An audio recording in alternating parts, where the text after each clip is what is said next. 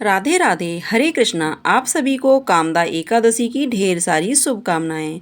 आज की इस वीडियो में आप सुनेंगे एकादशी और ग्यारस माता की कथाएं।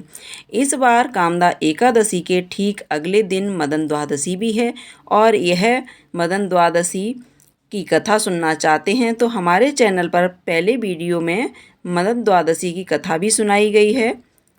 बुद्धिमान पुत्र प्राप्ति की इच्छा से या फिर संतान प्राप्ति की कामना से या गर्भस्थ शिशु की रक्षा की कामना से मदन द्वादशी की कथा को हर किसी को अवश्य सुनना चाहिए। खास तौर पर महिलाओं को इस कथा का श्रवण करने के अलावा यदि हो सके तो व्रत के नियमों का भी पालन करना चाहिए। हस्तिनापुर के राजमहल में धर्मराज युधिष्ठिर अपने सिंहासन पर विराजमान थे। सभा में विद्वान ऋषि मुनि, मंत्रीगण और राज परिवार के सदस्य एकत्रित थे। तभी दिव्य आभा के साथ भगवान श्री कृष्ण अपने स्वर्णिम व्रत पर प्रकट हुए और उनके आगमन से संपूर्ण राज्यसभा भक्ति रस में डूब गई।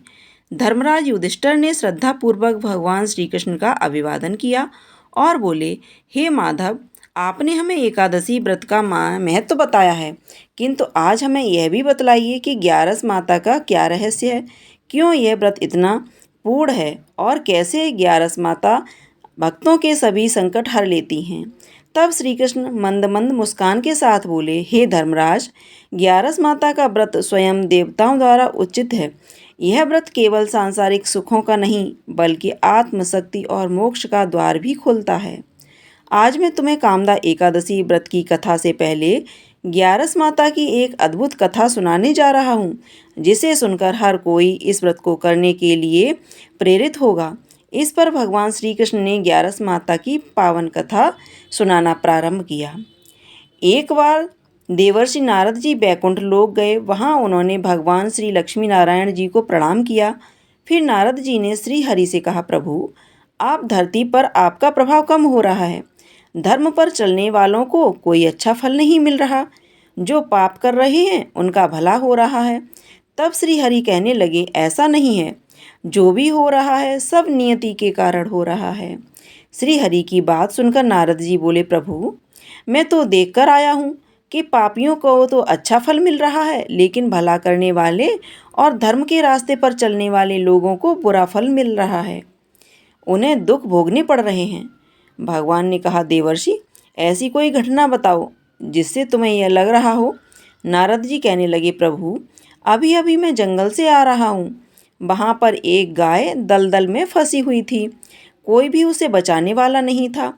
थोड़ी ही देर के बाद मैंने देखा कि उधर से एक चोर गुजर रहा था।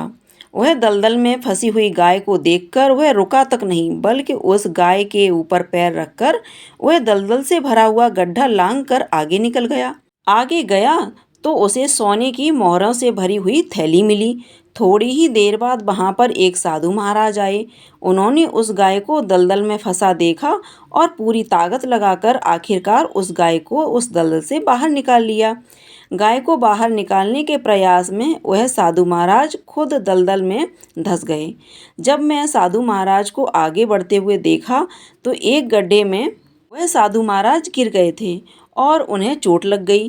प्रभु, अब आप ही बताइए, यह कौन सा न्याय है। नारद जी की पूरी बात सुन लेने के बाद श्री हरि बोले, देवर्षि, यह सही ही हुआ। जो गाय पर पैर रखकर भाग गया था उसकी किस्मत में तो एक खजाना था, लेकिन उसके इस पाप के कारण उसे केवल कुछ मोहरें ही मिल पाईं। उन साधु महाराज को गड्ढे में इसलिए गिरना पड़ा क्योंकि उनके भाग्य में उस समय मृत्यु लिखी हुई थी, लेकिन एक गाय को बचाने के कारण, दलदल से बाहर निकलने के कारण उनके पुण्य बहुत अधिक बढ़ गए और उनकी मृत्यु बस एक छोटी सी चोट में बदल गई। इंसान के कर्म से ही उसका भाग्य बदलता है देवर्षि, इसलिए अच्छे कर्म करना कभी भी नहीं छोड़ना चाहिए। श्री हरि की बात सुनकर देवर्षि नारद मुस्कुराते हुए प्रभु को प्रणाम करते हैं। नारायण नारायण कहकर प्रभु की रचाई हुई सृष्टि की अन्य लीलाएं देखने के लिए चल पड़ते हैं। प्रेम से बोलिए श्री लक्ष्मी नारायण भगवान की जय। अब सुनिए आप ग्यारस माता की कथा। इस कथा को सुनने से ही एकादशी का व्रत पूरा माना जाता है। श्रोताओं, एक बार एक वृद्ध माँ थी, एकादशी का उपवास रखती थी। वह बड़ी ही भक्ति भाव से एकादशी की पूजा किया करती थी। वह बूढ़ी हो चुकी थी।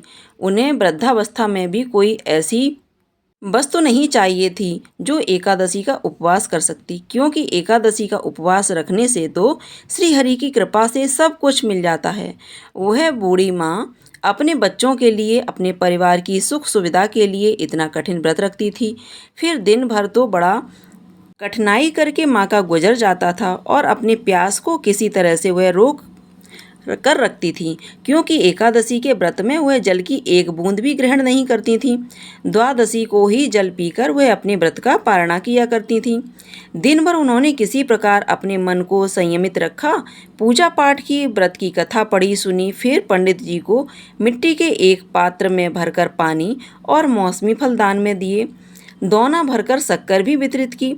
उन्हें गर्मी के कारण बड़ी बेचैनी हो रही थी। एक तो निराहार और निर्जल रहकर उपवास रखा था और ऊपर से प्यास भी अधिक सता रही थी। इस कारण उन्होंने सोचा कि चलो पानी में बैठकर शायद थोड़ी शांति मिले। यह सोचकर वह पानी में बैठी रहीं। पानी से बार बार कुल्ला करती और वह देखती रहीं। कहीं जाकर उन्हें थोड़ा बहुत चैन मिला। एक तो तेज धूप पड़ रही थी, इस कारण बार बार बूढ़ी माँ का मुंह सूखा जा रहा था। एक तो बुढ़ापा, दूसरा यह भयंकर गर्मी। बुढ़ापे की तो स्थिति ही कुछ ऐसी होती है, बड़ी मुश्किल से धीरज बंध पाता है। किसी प्रकार से उनका दिन अच्छे से कट गया। अब बूढ़ी माँ के सामने पहाड़ सी लंबी रात थी, जिसका कट पाना बड़ा ही मुश्किल दिखाई दे रहा था। किसी प्रकार की शांति नहीं मिल रही थी। बार बार प्यास के मारे गला सूख रहा था और वे इस प्रकार बेचैन होकर करवटें बदलती जा रही थीं। कई बार उठकर घर के बाहर जाती, फिर अंदर आ जाती। ना उन्हें घर के अंदर शांति मिल रही थी और ना बाहर शांति मिल रही थी। एकादशी माता को याद करती रहीं और मन ही मन एकादशी माता का जप करती रहीं। माता, आप मेरी लाज रखो, आप ही मुझे शक्ति दीजिएगा ताकि मैं भली भांति आपका व्रत पूरा कर सकूं। और यह कहकर वह रात दिन सुकून से बीत जाए। प्यास के कारण बूढ़ी माँ की बेचैनी तो बढ़ती ही जा रही थी। उन्होंने धैर्य रखने का बहुत प्रयास किया, लेकिन आखिरकार उनकी सहन शक्ति की सीमा टूट गई और वे घबराकर प्यास के मारे एकदम चिल्ला पड़ी, बचाओ बचाओ। माँ का चिल्लाना सुनकर उनके परिवार के सभी सदस्य उनके आसपास इकट्ठा हो गए और बूढ़ी माँ की चारपाई के पास पहुँच गए। सब बोले, अम्मा जी क्या हुआ, आप क्यों चिल्ला रही हो? और जब आपसे व्रत नहीं रखा जाता तो इस बुढ़ापे में इतना कठिन व्रत क्यों कर रही हो? अम्मा जी, अगर शरीर में ताकत है तभी आप व्रत रखो, अगर शरीर में ताकत नहीं है तो व्रत मत रखो। तभी उनका बेटा बोला, आप पानी पी लीजिए जरा जल्दी से मेरी। तब वह बूढ़ी माँ बोली, जरा जल्दी से मेरी छाती पर ठंडे पानी का घड़ा तो रख दो। नातियों ने दौड़कर दादी की छाती पर ठंडे पानी का बर्तन रख दिया और जब उन्हें सुकून मिला तो थोड़ी देर के लिए उन्होंने अपनी आंखें बंद कर लीं।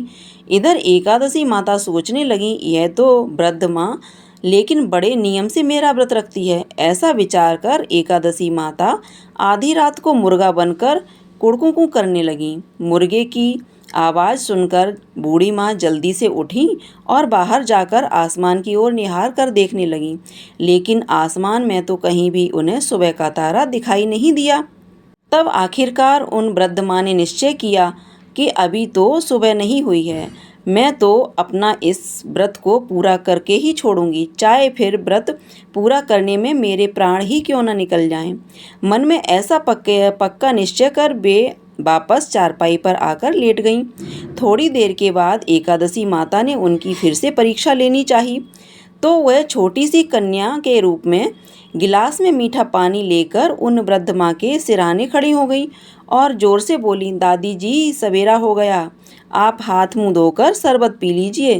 पहले तो शरबत का भरा हुआ गिलास देखकर बूढ़ी माँ का मन ललचाने लगा, प्यास के मारे गला जो सूख रहा था। किंतु अचानक उन्हें याद आया कि उनका तो एकादशी का उपवास है। फिर उन्होंने सोचा कि अभी तो किसी भी तरह से यह शरबत नहीं पी सकती और फिर वह चुपचाप वापस जाकर अपनी चारपाई पर आंखें बंद करके लेट गईं। तभी उन्हें एहसास हुआ कि मानो किसी ने उन्हें पानी से भरे हुए कुएं में पलट दिया हो।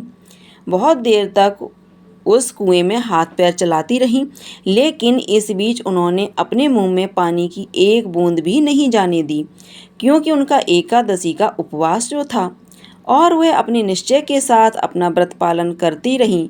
थोड़ी देर में उन्हें ऐसा लगा मानो सामने एकादशी माता चली आ रही हों। इतना सब होने के बाद भी बूढ़ी माँ ने पानी की एक भी बूंद नहीं पी, तो बस चारपाई पर बैठी और एकादशी माता का ध्यान करती रही। सवेरा होने में कुछ ही समय है, यह जानकर वह तसल्ली के साथ इधर उधर घूमने लगी। एकादशी माता अब तक यह बात अच्छी तरह से समझ गईं कि इन बूढ़ी माँ को किसी भी प्रकार से अपने व्रत से नहीं टाला जा सकता। के सत्यव्रत को भली भांति समझ गई थी। अब सवेरा हो गया तो बूढ़ी माँ ने स्नान किया, भगवान श्री हरि का पूजन किया, फिर एकादशी माता की कथा सुनी, ब्राह्मणों को दक्षिणा देकर भोजन कराया, तब कहीं जाकर उन्होंने जल ग्रहण किया। कन्याओं को भोजन कराने के बाद फिर वृद्ध माँ ने फिर स्वयं भोजन किया, और उस श्रेष्ठ व्रत के प्रभाव से वृद्ध माँ की आयु में वृद्धि हुई और उनकी आयु बढ़ गई। उनका घर परिवार हरा भरा हो गया। अब उनके घर में किसी भी चीज की अभाव नहीं रहा। उनका घर हर प्रकार के सुख साधनों से भर गया। एकादशी माता के व्रत के पुण्य प्रताप से इस संसार में हर प्रकार के सुख भोग कर वह अंत में भगवान श्री हरि के धाम को चली गई।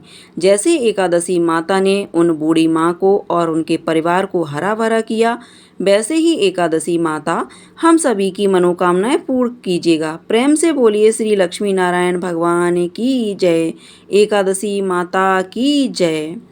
पद्म पुराण में वर्णित कामदा एकादशी की कथा के अनुसार एक समय धर्मराज युधिष्ठिर ने भगवान श्री कृष्ण से पूछा, वासुदेव आपको नमस्कार है, अब आप मुझे यह बताइए कि चैत्र शुक्ल पक्ष में किस नाम की एकादशी आती है। तब भगवान श्री कृष्ण बोले, राजन एकाग्रचित्त होकर यह पुरातन कथा सुनो, जिसे एक समय वशिष्ठ जी ने राजा दिलीप के पूछने पर बताई थी। राजा दिलीप ने वशिष्ठ जी से पूछा था कि भगवान, मैं एक बात सुनना चाहता हूँ, चैत्र मास के शुक्ल पक्ष में किस नाम की एकादशी होती है। तब वशिष्ठ जी बोले, राजन चैत्र शुक्ल पक्ष में कामदा नाम की एकादशी होती है, वह परम पुण्यदायी है। प्राचीन काल की बात है, नागपुर नाम का एक अत्यंत सुंदर नगर था, जहाँ सोने के महल बने हुए थे। उस नगर में पुंडरीक आदि महाभयानक नाग निवास करते थे। पुंडरीक नाम का नाग उन्हीं दिनों वहाँ राज्य करता था। गंधर्व, किन्नर और अप्सराएं भी उस नगरी में सेवन करती थीं। वहीं पर एक श्रेष्ठ अप्सरा थी जिसका नाम था ललिता। उसके साथ ललित नाम वाला गंधर्व भी था। वे दोनों पति पत्नी के रूप में रहा करते थे। दोनों ही परस्पर काम से पीड़ित रहा करते थे। ललित के हृदय में सदा पति की ही मूर्ति बसी रहती थी और ललिता के हृदय में सुंदर ललिता का निवास नित्य रहता था। एक दिन की बात है, राजा के यहाँ संगीत सुनाना था। एक दिन राजा की सभा में ललित संगीत सुना रहा था कि तभी उसका ध्यान अपनी पत्नी की ओर चला गया और उसका स्वर बिगड़ गया। इसे देखकर राजा पुंडरीक का क्रोध 7वें आसमान पर पहुंच गया। राजा इतना क्रोधित हुआ कि उसने क्रोध में आकर ललित को राक्षस बनने का श्राप दे दिया। राजा के श्राप से ललित मांस खाने वाला राक्षस बन गया। भयंकर मुख, विकराल आंखें और देखने मात्र से ही उसका रूप भयंकर राक्षस जैसा हो गया। अब वह काम भावना से इधर उधर ललित अपने पति की विकराल आकृति देखकर मन ही मन बड़ी चिंतित हुई और दुख से सोचने लगी, क्या करूं, कहाँ जाऊं, मेरे पति पाप से कष्ट पा रहे हैं। मैं रोती हुई घने जंगलों में पति के पीछे पीछे घूमने लगी। वन में उसे एक सुंदर आश्रम दिखाई दिया, जहाँ एक संत मुनि बैठे हुए थे। उनका किसी भी प्राणी के साथ कोई भी बैर विरोध नहीं था। ललिता बड़ी तेजी के साथ वहां गई और मुनि को प्रणाम करके उनके सामने खड़ी हो गई। मुनि बड़े दयालु थे। उसे दुखी देखकर भी इस प्रकार बोले, तुम कौन हो, कहाँ से आई हो, मेरे सामने सच सच बताओ। ललिता बोली, महामुनि, वीर धनवा नाम वाले एक गंधर्व हैं। मैं उनकी महात्मा की पुत्री हूँ। मेरा नाम ललिता है।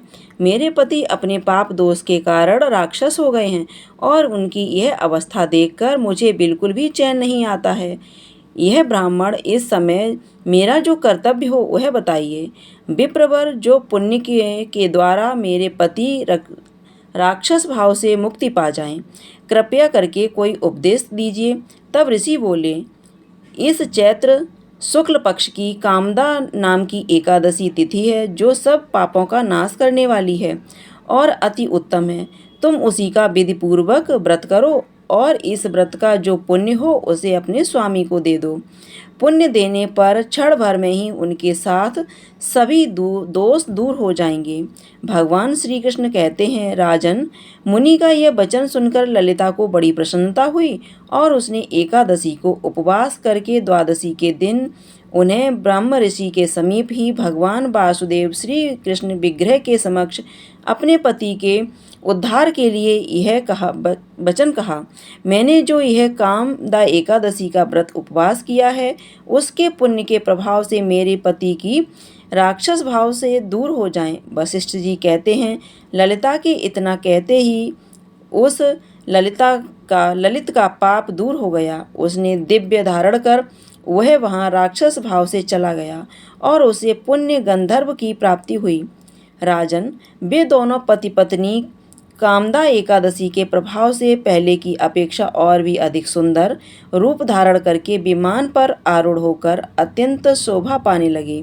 यह जानकर एकादशी के व्रत का यत्नपूर्वक पालन करना चाहिए।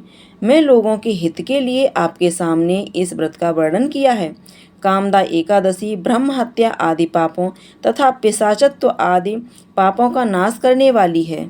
इस कथा के पढ़ने और सुनने से कई गुना फल मिलता है। भगवान श्री कृष्ण ने जैसे ही कामदा एकादशी की कथा पूर्ण की, हस्तिनापुर राजमहल में दिव्य आभा फैल गई।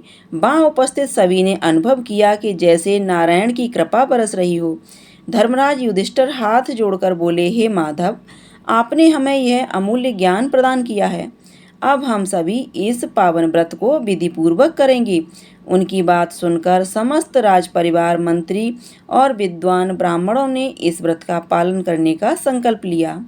भगवान श्री कृष्ण मुस्कुराते हुए बोले, यह एकादशी समस्त पापों का नाश करने वाली है। जो भी श्रद्धा से इसका पालन करेगा, उसकी समस्त मनोकामनाएं पूर्ण होंगी। वह अंत में विष्णु लोक को प्राप्त होगा। यह सुनकर सभी ने जय श्री कृष्ण जय हरि का उद्घोष किया और भक्ति भाव में लीन हो गए। अंत में हरि संकीर्तन हुआ और भक्तों ने प्रसाद ग्रहण कर इस पावन कथा का पुण्य लाभ प्राप्त किया। प्रिय श्रोताओं, अगर आपने भी इस कथा का श्रवण किया है तो आप सभी को भी इस कथा का पुण्य लाभ अवश्य प्राप्त होगा। अब सुनिए 11 माता की आरती। ओम जय एकादशी माता मैया, जय एकादशी माता। विष्णु पूजा व्रत को धारण कर शक्ति मुक्ति पाता। ओम जय एकादशी माता। तेरे नाम गिनाऊं देवी, भक्ति प्रदान करनी मैया, भक्ति प्रदान करनी। गण गौरव की देनी माता, शास्त्रों में वरनी। ओम जय एकादशी माता। मार्गशीर्ष के कृष्ण पक्ष की उत्पन्ना, विश्वतारण जन्मी। शुक्ल पक्ष में हुई मोक्षदा, मुक्तिदाता बन आई। ओम जय एकादशी माता। पौष के कृष्ण पक्ष की सफला नाम है। शुक्ल पक्ष में होए पुत्रदा, आनंद अधिक रहे। ओम जय एकादशी माता। नाम सट तेला माघ मास में कृष्ण पक्ष आवे। शुक्ल पक्ष में जाया कहावे, विजय सदा पावे। ओम जय एकादशी माता। विजया फाल्गुन कृष्ण पक्ष में शुक्ला आमल की। पाप मोचनी कृष्ण पक्ष में चैत्र महावली की। ओम जय एकादशी माता। चैत्र शुक्ल में नाम कामदा, धन देने वाली। नाम वरुदिनी कृष्ण पक्ष में बैसाख महाबाली। ओम जय एकादशी माता। शुक्ल पक्ष में होए मोहिनी अपरा ज्येष्ठ कृष्ण पक्षी। नाम निर्जला सब सुख करनी शुक्ल पक्ष राखी।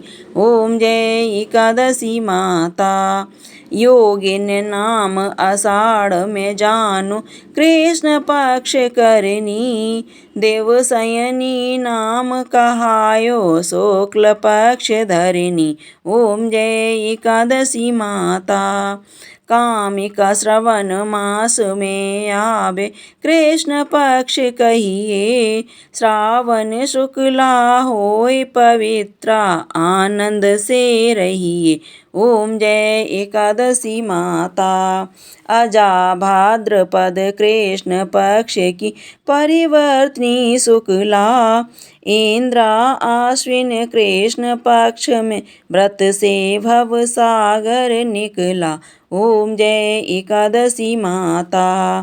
पाप कुशा है शुक्ल पक्ष में आप हरण हारी।